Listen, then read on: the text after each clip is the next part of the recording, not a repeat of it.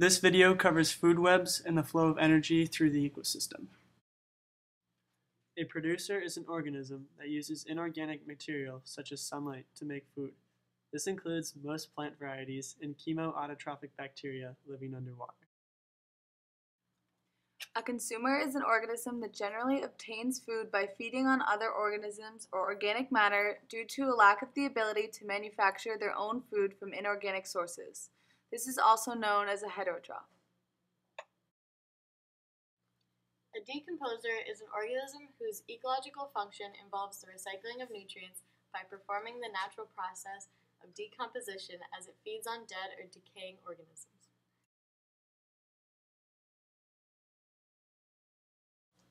Energy flow is the transfer of energy through a food chain or food web.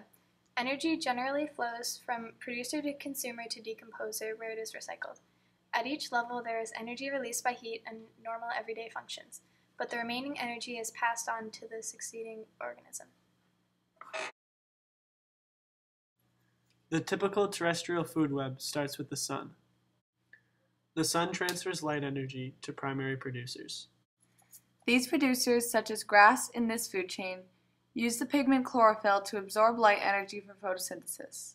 Photosynthesis uses carbon dioxide, water, and sunlight to make sugars. This food can be used immediately, stored for later use, or used by other organisms. Now let's take an in-depth look at photosynthesis. Photosynthesis only occurs in plant cells and some protists. In plant cells, photosynthesis occurs in the membrane-bound organelle, the chloroplast. Chlorophyll A and B, needed for photosynthesis, exist in this organelle. Chloroplasts are green because they reflect green light and absorb all other colors of light. Chloroplasts absorb light energy, water, and carbon dioxide, which are transferred through the light reactions in the granum of the chloroplast, and then through the Calvin cycle, or light-independent reactions in the stroma of the chloroplast. The end products of this cycle are simple sugars and oxygen.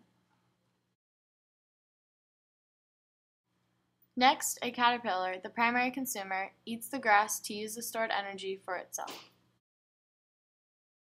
Energy flows to the next level when a bluebird, the secondary consumer, eats the caterpillar. The tertiary consumer in this food web would be a coyote that consumes this bluebird. It can then use the energy to go about its everyday functions. When a coyote dies, scavengers may come and feed on the carcass. After the body is picked at, decomposers finish the job by breaking down and recycling any leftover nutrients. In this food web, an example of a decomposer could be fungi, mold, or bacteria. This process is essential to returning nutrients to the earth and the cycling of food webs or chains.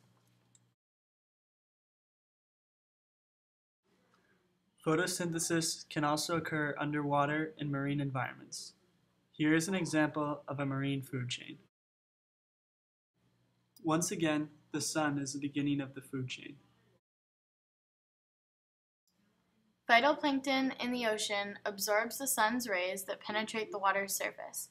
They then go through photosynthesis and create energy in the form of simple sugars to use for daily functions, store for later use, or provide for higher levels of the food chain. The next step in the food chain, the primary consumer, could be shrimp or krill. Afterwards comes the secondary consumer, which could be large fish such as tuna or swordfish. According to the 10% rule of trophic levels, only 10% of the energy in one level is passed up to the consumer in the next trophic level. The tertiary consumer in this food chain would be a dolphin, porpoise, or other large marine mammal. The final consumer, or quaternary consumer, could be a shark, such as a great white shark, tiger shark, or killer whale. Eventually, the quaternary consumer may die of natural causes. Scavengers then pick food off the dead carcass. Marine scavengers may be crabs or other fish. After the body is thoroughly picked at, decomposers such as starfish, copepods, or marine bacteria break down and recycle the body into organic material. It is all connected in the circle of life. Everything you see exists together in a delicate balance. As king, you need to understand that balance and respect all the creatures, from the crawling ant to the leaping antelope. Dad, don't we eat the antelope? Yes, Simba, but let me explain. When we die, our bodies become the grass, and the antelope eat the grass. And so, we are all connected in the great circle of life.